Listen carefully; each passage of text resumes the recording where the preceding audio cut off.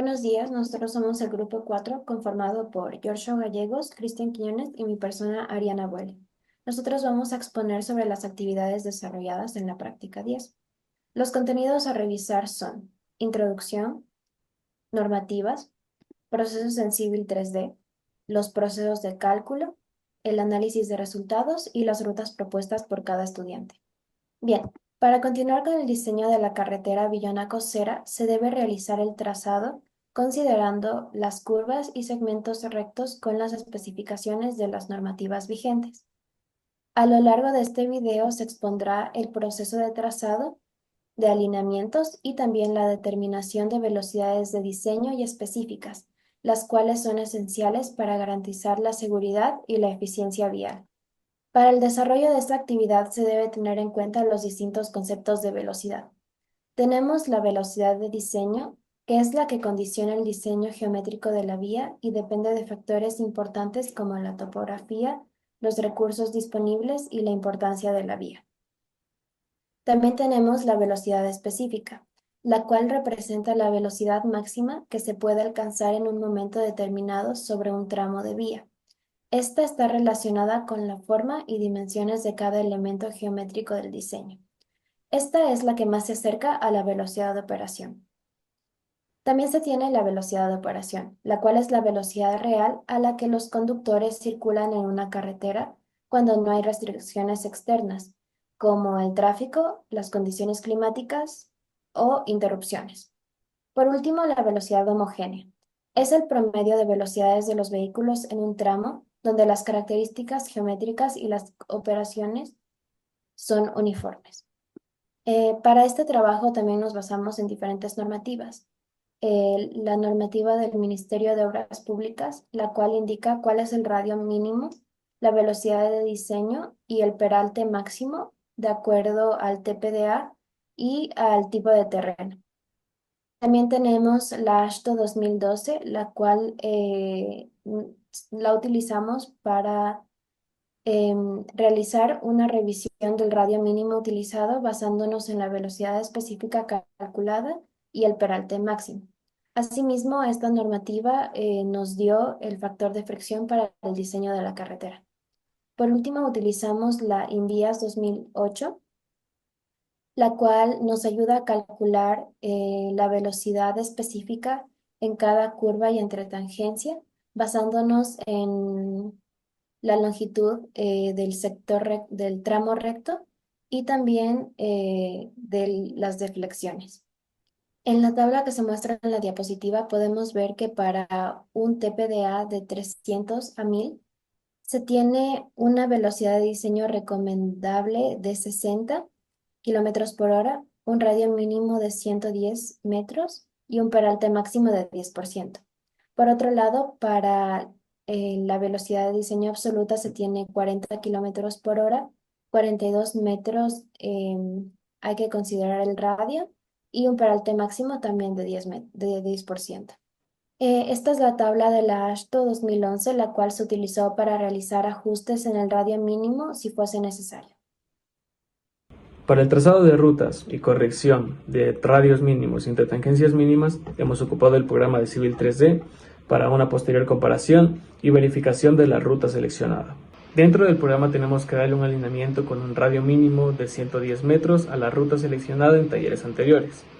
Y podemos ver que ya que no cumple específicamente con el radio mínimo de 110, ya que el programa no lo detecta o en algunos casos es imposible, tenemos que hacer un ajuste manual nosotros. Y en este caso nosotros tenemos que considerar que tendremos que eliminar algunos PIs y algunos puntos para que la carretera cumpla y que sea segura para el conductor. También tenemos que considerar que la relación entre radios tiene que ser de 0,5 a 1,5. Eso quiere decir que si tenemos un radio de 100 metros, su siguiente tendrá que ser de hasta máximo 150 o un mínimo de 50 metros. Aquí podemos ver que tenemos una carretera con todos los parámetros establecidos y que cumple con los radios mínimos de 110 metros y con las entretangencias de 60. Para el cálculo de velocidades tenemos que basarnos en la tabla de velocidad de tramo homogéneo otorgada por el INVIAS en el año 2008.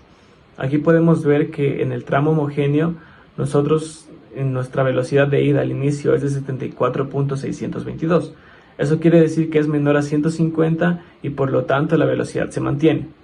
Tenemos que hacer todo eso en cada una de las curvas y nos damos cuenta que en la tabla, al momento de que supera los 400 metros el subtramo, se aumenta la velocidad. Eso quiere decir que si es que en algún tramo superan los 400 metros, la velocidad va a subir de 60 kilómetros por hora a 70 kilómetros por hora.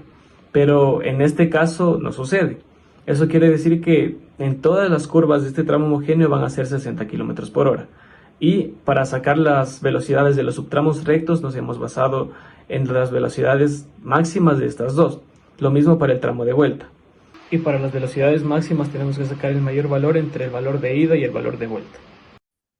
Ahora vamos a ver cuál fue el proceso de cálculo para las velocidades específicas de cada tramo entre tangencia o curvatura de la carretera propuesta. Para esto vamos a estar la recolección de datos de la herramienta Civil 3D, el análisis de los mismos según las normativas vigentes, el cálculo según la tabla INVIAS 2008 que veremos a continuación, la corrección en caso de ser necesaria para los radios mínimos y las entretangencias de cada tramo de la carretera y la presentación de los datos como vamos a hacerlo. Ahora veamos la tabla INVIAS 2008, Instituto Nacional de Vías, del Manual de Diseño Geométrico de Carreteras. En este caso vemos dos condiciones. Primeramente, las velocidades menores o iguales a 50 kilómetros por hora y para mayores a 50 kilómetros por hora. También tenemos de tomar en cuenta la velocidad de la curva anterior y la longitud del segmento recto anterior, lo que sería la entretangencia, la cual va a tener una variación para velocidades menores a 50 kilómetros por hora entre 70 a 400 metros en adelante. Y para velocidades mayores a 600, entre longitudes de menores a 150 y de 600 en adelante.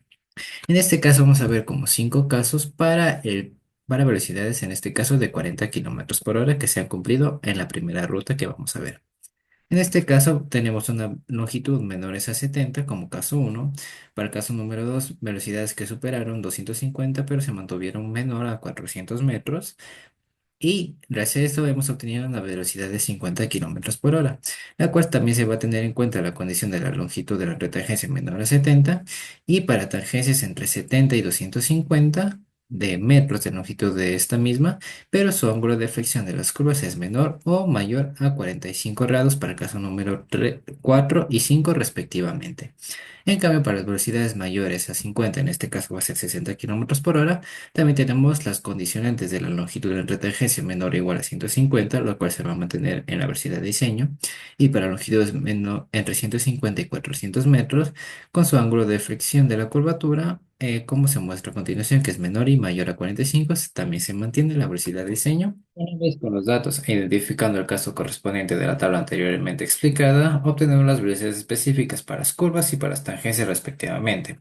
Las tangencias se sacan con la velocidad de entre las curvas, obteniendo la mayor de esas. En este caso, por ejemplo, entre 50 y 40 se obtiene la de 50, analizando desde el sentido de ida y sentido de vuelta. Para la velocidad en ambos sentidos, se obtiene la mayor entre estas velocidades del sentido de ida y sentido de vuelta y se la resume en la siguiente tabla. Lo que sería la primera parte del tramo de 40, la siguiente que es la mayor parte de 50 y por último una velocidad de 40 kilómetros por hora para la ruta número uno. Para la ruta número 2 sería una velocidad de 60 debido a que es una velocidad que se ha mantenido durante todo el tiempo según los casos establecidos y también para la tabla o para los datos de la ruta número 3. Ahora veremos cuál es el análisis de los resultados.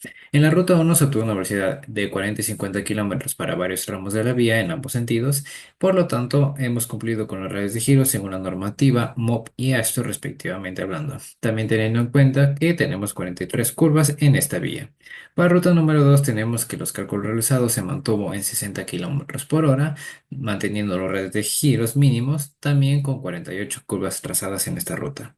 Y la ruta 3, como se ha evidenciado, también consta de una velocidad de 60 kilómetros por hora en toda la travesía de la ruta, contando con 46 curvas y cumpliendo con los radios de mínimo giros. A continuación se presenta la evidencia de las rutas propuestas en la herramienta de Google Earth, dando como punto las similitudes y diferencias entre cada una de ellas.